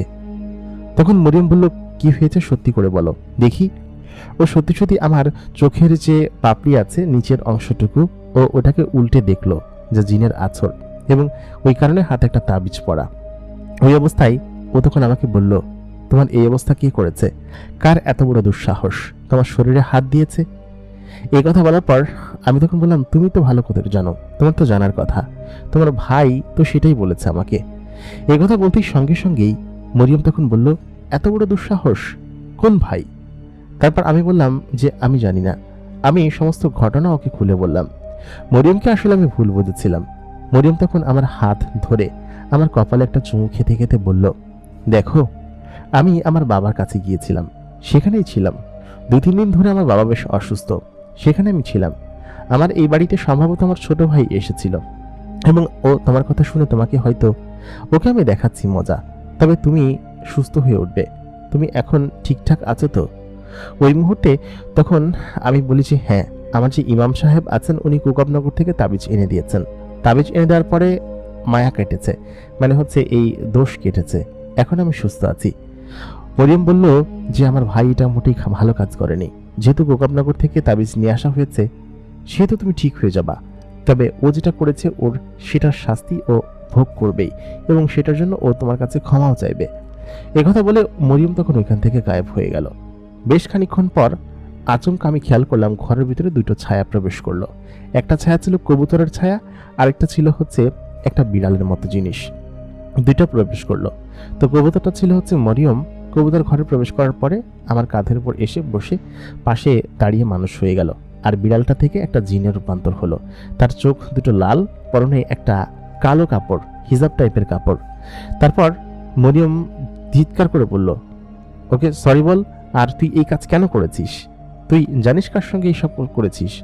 ওই মুহূর্তে ওই ছোট্ট জিনটা ভয় পেয়েছিল, ওর ছোট ভাই সম্ভবত। ভয় পেয়ে বললো, আপু আমি ইচ্ছা করে করিনি এটা, ও ওইখানে এসে আমাদের সঙ্গে কথা বলার চেষ্টা করছিল, তারপর ওইখানে এত বড় রাত্রে এসেছে, কত বড় দুঃসাহস। তো আমি তখন বললাম, থাক, ছোট মানুষ ভুল বুঝেছে, দেখি তুমি আমার কাছে আসো। অন্ধকার অবস্থায় ও আমার পাশে বসলো। ওর শরীর অনুভব করতে পারছিলাম, তবে ওকে দেখতে পাচ্ছিলাম না, হারিকেনের আলোতে যতটুকু দেখা যাচ্ছিল আর কি। তো তখন বলল, সত্যি ভাইয়া আমি আসলে বুঝতে পারিনি, বুঝলে হয়তো এমনটা করতাম না। তুমি যে মরিয়ম আপুর বন্ধু সেটা আমি জানতাম না, আমি আর কখনো এমনটা করব না। কথা বলে আমি বললাম যে এই তো তুমি খুব ভালো একটা ছেলে, ভদ্র ছেলে, কখনো কারো ক্ষতি করবে না, সেটা হোক তোমার শত্রু, শত্রুরও কোনোদিন ক্ষতি চাইতে নেই, ঠিক আছে? ও তখন বললো, ভাইয়া সত্যি তুমি অনেক ভালো, আমি বুঝতে পারিনি। তারপর ও এখান থেকে চলে যায়। মরিয়ম আমার পাশে বসে আমাকে বলে, কি এখন তোমার সমস্ত অভিযোগ কি দূর হয়েছে?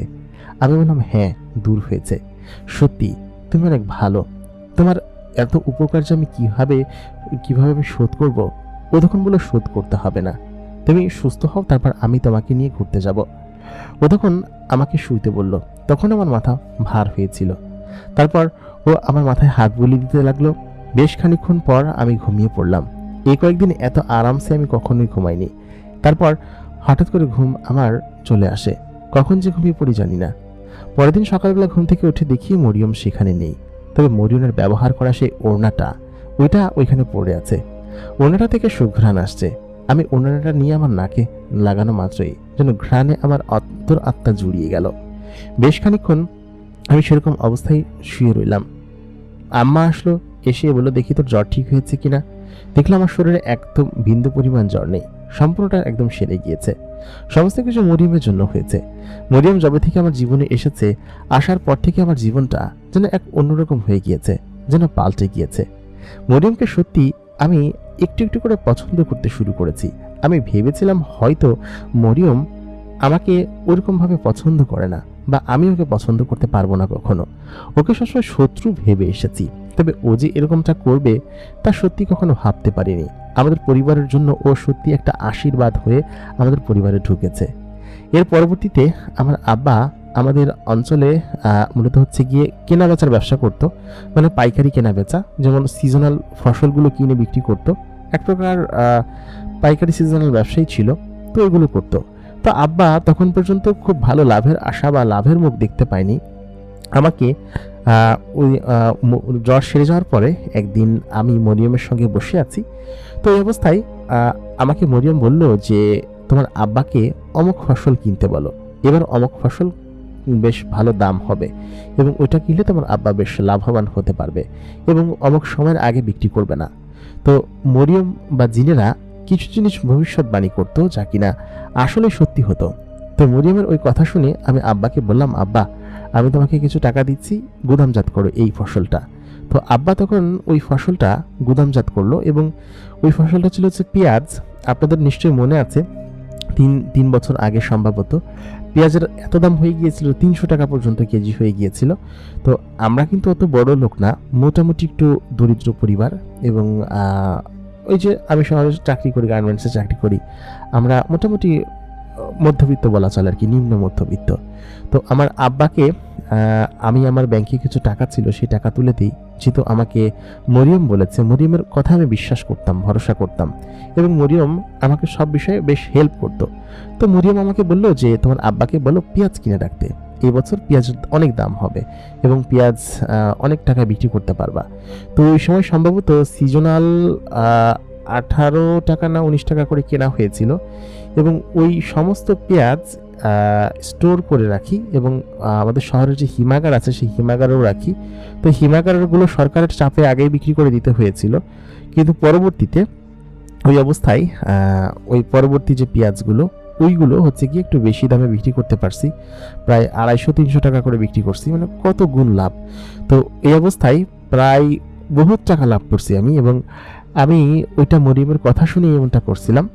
তো ওই অবস্থায় মরিয়ম যখন আমাকে ওই কথা বলে ওই অবস্থায় ওই সময়টাতে, তো আমি এটা আব্বাকে কিনে রাখতে বললে আব্বা কিনে রাখে সিজনে, এবং পুরো ইয়েটা ভরে ফেলে।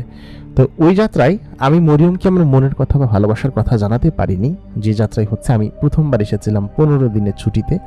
তো ওই ছুটিতে আমি তখন মরিয়মের সঙ্গে এত ঘটনা হয়ে গেল, এত কথা হয়ে গেল, তারপর আমি অসুস্থ হলাম খানিকটা। ওদিনকে মরিয়ম আমাকে ওদের বাসায় নিয়ে গেল সুস্থ হওয়ার পরে। তারপর আমি মরিয়মের ভাইয়ের সঙ্গে বসে খাবার খেলাম, তারপর ওদের সঙ্গে কথাবার্তা বললাম, গল্প গুজব করলাম, ওইখানকার জিনেরা যারা আছে তাদের সঙ্গে কথাবার্তা হলো। তবে তখনও আমি মরিয়মকে আমার ভালোবাসার কথা আর কি জানাইনি বা বলিওনি যে আমি মরিয়ম তোমাকে ভালোবাসি, তোমাকে পছন্দ করি, এরকম কোনো কথা আমি তখন ওকে বলিনি। তো ওইখান থেকে আমি যেদিনকে মূলত ঢাকা চলে যাব, 15 দিন ছুটি শেষ আমার, ঢাকায় গিয়ে আমি ব্যবসা বাণিজ্য চাকরি করি, সেখানে চাকরি করব, মোটামুটি ভালো একটা বেতন পাই, ম্যানেজার পদে আছি, 30-40 হাজার টাকা বেতন ছিল আমার তখন। তো এই অবস্থায় আমি বেশ ভালো একটা পজিশনে ছিলাম, বিয়ে শাদী করার কথা চিন্তা ভাবনা করছিলাম। তো ওই টাইমে আমার জীবনে মরিয়ম আসে। তো আমি যাওয়ার সময় মরিয়মের সঙ্গে শেষ দিন ওদিনকে দেখা করে যাই। ওদিনকে আমি এবং ও বাঁশবাগানের ওইখানেই বসেছিলাম, ওইখানে আমি আমার একটা মাচা পেতেছিলাম, দিনের বেলা ওইখানে গিয়ে বসে থাকতাম, রাতের বেলা বেশি বসা হতো মরিয়মের সাথে। তো মরিয়ম আমাকে তখন বললো তুমি চলে যাবা, তোমার ওইখানটায় আমি যেতে পারবো, তবে অত দূর আমি যাব না, তুমি আসো ফিরে, তারপর না হয় তোমার সঙ্গে আমার দেখা হবে এখানে। তো ও এই কথা বলার পর আমি বললাম আচ্ছা ঠিক আছে, আমি খুব শীঘ্রই তোমার সঙ্গে এসে দেখা করব, এবং আমি সত্যি তোমার সঙ্গে দেখা করতে পেরে আমি খুব আনন্দিত, আমার কাছে খুব ভালো লেগেছে তোমার সঙ্গ এবং তোমার বন্ধুত্ব। তো বলে কিছু আমারও খুব ভালো লেগেছে। আসার সময় ও আমাকে শক্ত করে একটু জড়িয়ে ধরলো, একটু হাক করলো, হাক করে বলল তোমাকে খুব মিস করব, তুমি খুব শীঘ্রই আবার এসো, ঠিক আছে? তো এই কথা বলার পর আমি ওইখান থেকে চলে আসি, এবং পরের দিন সকালবেলা উঠে আমি বাসে উঠে আমি ঢাকায় চলে যাই। ঢাকায় গিয়ে আমি সেখানে হচ্ছে গিয়ে মূলত আমার চাকরির ক্ষেত্রে আবার জয়েন করি, আবার নতুন করে সেখানে কাজকর্ম করা হয়। তবে একটা বিষয় আমি খেয়াল করতে পারছিলাম যে আমি এখানে আসার পরে আমি কেন যেন কাজে মনোযোগ দিতে পারছিলাম না, কোনো কাজে আমার মনোযোগ বসছিল না। আমি বারবার শুধুমাত্র বাড়ির কথা মনে হচ্ছিল, মরিয়মের কথা মনে হচ্ছিল, মরিয়মের সাথে কাটানোর সময়গুলোর কথা মনে হচ্ছিল। তো এই বিষয়টা আমি আসলে বুঝতে পারছিলাম না বা ধরতেও পারছিলাম না যে কেন আমার এত খারাপ লাগছে, কেন আমার এরকম লাগছে, এত খারাপ লাগছে। তো ওই অবস্থায় প্রায় 3 সপ্তাহ আমি সেখানে কাটাই, খুব কষ্টে কাটাই আর কি। মরিয়মের কথা আমার বারবার মনে হচ্ছিল, খুব খারাপ লাগছিল ওর জন্য। তো এই অবস্থায় তখন আমি 3 সপ্তাহ পরে আবার 3 দিনের ছুটি নিয়ে বাড়িতে আসি। তো বাড়িতে আসার পর মরিয়মের কাছে যাই। মরিয়ম আমাকে দেখে জড়িয়ে ধরে কান্না করতে শুরু করে, বলে যে তুমি আমাকে রেখে চলে গেছো, আমার সত্যি খারাপ লাগছে, সত্যি খুব অন্যরকম লাগছে, আমি আসলে এখানে থাকতে পারছিলাম না, তুমি এসেছো খুব ভালো করেছো। আমাকে তখন জড়িয়ে ধরে অনেকক্ষণ বসে থাকে ওইখানে, বলে কিছু আমি তোমাকে ছাড়বো না, প্রায় সারা রাত বলতে গেলে বসে থাকে। তো এই অবস্থায় আমি তখন 3 দিন সময় কাটাই ওইখানে। তো ওই 3 দিনের মধ্যে প্রায় 1 মাস পরে আসছে আমি বাড়িতে আবার। তো পেঁয়াজের দাম আব্বা কিনছিল যা দামে তার থেকে হুড় করে দাম বেড়ে যায়। তা আব্বা আমাকে বলে যে পেঁয়াজ বিক্রি করে দিই, এর থেকে দাম আর বাড়বে না। তা আমি তখন বললাম আব্বা তুমি কি পাগল হয়ে গেছো, পেঁয়াজের দাম এর থেকে আরও বাড়বে, তুমি চিন্তা করো না, আমি তোমাকে যেটা বলতেছি সেটা তুমি শোনো। এখন তুমি পেঁয়াজ কিনছো কত করে? তা আব্বা বলছে যে প্রথম ব্যাচ কিনছি হচ্ছে কি 700 টাকা মন, এরপরে 760 টাকা মন কিনছি, এরপরে 800 টাকা মন কিনছি। তো এখন যদি বিক্রি না করে দেই, এখন প্রায় 1600-1700 টাকা মন হয়ে গেছে, ডাবল হয়ে গেছে। বিক্রি না করলে পরে আমি কিভাবে এটা কি করবো? তো কথা বলার পর আমি বললাম আব্বা তুমি এক কাজ করো, এখন আরও কিছু কিনে রাখো, আমি বলতেছি পেঁয়াজের দাম এবার অনেক বেশি হবে। তো আব্বা আমার কথা প্রথমে মানে নাই, শুনে নাই। আমি সমিতি থেকে লোন করি, কিছুটা লোন করে আমি হচ্ছে তখন পেঁয়াজ কিনে রাখি ওই ওই টাকা দিয়ে 1500 টাকা মন দিয়ে। তা আব্বা বলে কি তুই পাগল হয়ে গেছিস, এখন বিক্রি করার সময় তুই এসে পেঁয়াজ কিনতে যাচ্ছিস? তো আমি বললাম বাবা না পাগল হইনি, তোমাকে যেটা বলতেছি তুমি সেটা করো। তো ওই অবস্থায় 3 দিন পরে হচ্ছে কি আমি টাকাগুলো দিয়ে যাই এবং আব্বা প্রায় আরও 40 মনের মতো পেঁয়াজ কিনে রাখে, কিনে এগুলোকে স্টোর করে। তো স্টোর করার পরে আমি তখন ঢাকায় চলে যাই আবার, এবং ঢাকায় যাওয়ার পরে সত্যি কথা বলতে আমার বারবার কেন জন্য বাড়ির কথা মনে করতেছিল, খুব মনে পড়তেছিল বাড়ির কথা, এবং বাড়িতে যাওয়ার জন্য মন আশপাশ করতেছিল। তো প্রত্যেক সপ্তাহে আমি তখন বাড়িতে আসতে শুরু করলাম, এবং আব্বা বলতো যে তুই বাড়িতে আসিস কিসের জন্য বা এরকমটা করিস কিসের জন্য। তো দেখতে দেখতে মাত্র 2-3 মাসের মধ্যে আমি 3বার বাড়িতে আসছি। প্রত্যেক মাসে একবার করে বাড়িতে আসা শুরু করি, শুধুমাত্র মরিয়মের জন্য, এবং মরিয়মকে না দেখে আমার ভালো লাগতো না। তো ওই সময়টাতে আমি দেখলাম যে আমরা অনেক টাকার পেঁয়াজ কিনছিলাম, বিশেষ করে সব মিলাইয়া প্রায় 300-400 মনের তো কাছাকাছি হবে, সব লোন করে কেনা।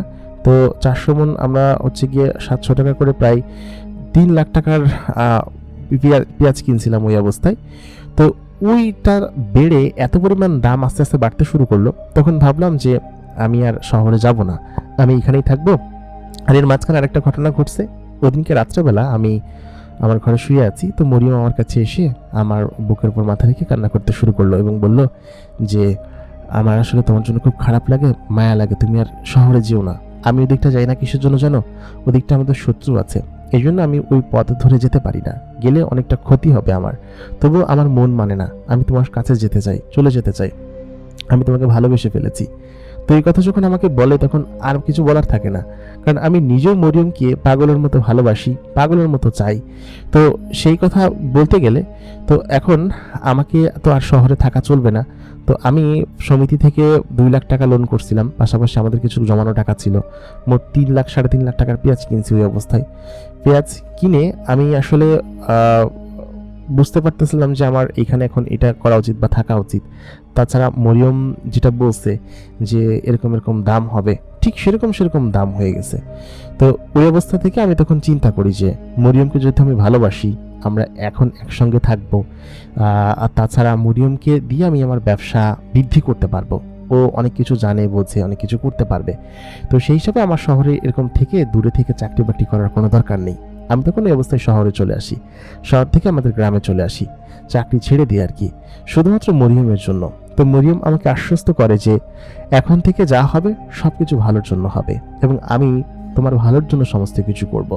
তো মরিয়ম যখন দেখতে পাই যে পেঁয়াজের দাম আকাশচুম্বী, তখন ওই কম দামে কেনা পেঁয়াজ, যেখানে কিনা আমরা কত দিয়ে কিনছিলাম 3 লাখ 3.5 লাখ টাকার পেঁয়াজ, সেটা যদি আমি ডিভাইডেড করি 10 গুণ দিয়ে, তাহলে প্রায় 3.30 লাখ টাকা। তার মানে হচ্ছে কি এত পরিমাণ লাভ আমরা ওই সিজনে করছিলাম। তো ওই সিজনে যে টাকাটা হয়েছিল, সমিতির টাকা দেওয়া, তারপরে আশেপাশে আমার যত ছিল সব কিছু দেওয়ার পরেও ওই টোটাল সিজনে আমার প্রায় 30 লক্ষ টাকা লাভ ছিল, যা কিনা সত্যিই বেশ অন্যরকম বিষয়। তো তারপর আমি তো আর শহরে যাওয়ার কথা চিন্তাই করি নাই। ওই অবস্থায় আমি ওইখানেই পাইকারি ব্যবসা দিই, আমাদের বাজারে বড় একটা গুদাম ঘর নেই। এখন বর্তমানে আমাদের ওই টোটাল বাজারে, মূল যে উপজেলা বাজার আছে, উপজেলা বাজার প্লাস আমাদের বাজারে মোট 16টা ঘর আছে, যে ঘরে চাল, ডাল, গম, এই সমস্ত জিনিসের ব্যবসা আমাদের আর কি, এবং এইগুলোই আমরা করি, পাইকারি ব্যাপারী ব্যবসা আর কি। তো সব কথা বলতে গেলে রিজিক দেওয়ার মালিক আল্লাহ, নেওয়ার মালিকও আল্লাহ, সব কিছুর মালিকও আল্লাহ। তো সেদিনকে রাত্রবেলা যদি আমার সঙ্গে মরিয়মের সঙ্গে না দেখা হতো, তাহলে হয়তো আমাদের এরকমটা কখনো হতো না, ব্যবসা শুরু করাও হতো না, বা ওই শহর থেকে গ্রামেও আসা হতো না। তো আব্বার সঙ্গে এখন আমি ব্যবসাটা করি, আব্বা নিজে আমার ব্যবসা দেখে, পাশাপাশি মরিয়ম আমাকে সব বিষয়ে গাইড করে, এবং মরিয়ম এবং আমি একে অন্যকে পাগলের মতো ভালোবাসি বলতে গেলে আর কি। তো আমরা একসঙ্গেই আছি। তো এই বিষয়টা সম্পর্কে কেউই জানে না, আমি কাউকে আজ পর্যন্ত জানাইনি। তো আমার ইচ্ছে হলো যে আমার ঘটনাটা অন্তত পক্ষে বাংলাদেশের মানুষজন জানুক, এবং আসলেই বুঝুক যে কিছু কিছু ভালো জিন আছে যারা কিনা মানুষের ক্ষতি করে না, বরঞ্চ উপকার করে।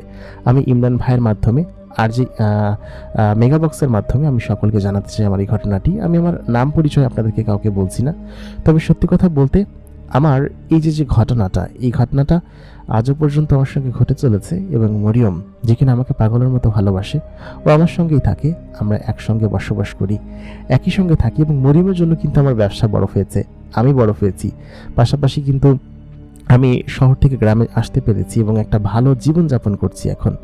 আমাদের জন্য আপনারা সকলে দোয়া করবেন যেন আমরা সবসময় এরকম ভালো থাকতে পারি, সুখের স্বাচ্ছন্দ্যে থাকতে পারি এবং আমাদের উপর কোনো খারাপ নজর বা কালো ছায়া না পড়ুক, যাতে করে আমরা সুখে থাকতে পারি।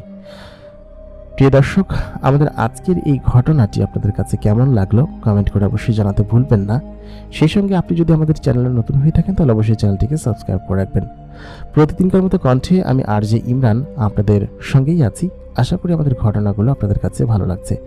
দেখা হচ্ছে পরবর্তী এপিসোডে নতুন করার ঘটনা নিয়ে। ততক্ষণ পর্যন্ত সকলে অবশ্যই ভালো থাকবেন, সুস্থ থাকবেন। খোদা হাফেজ।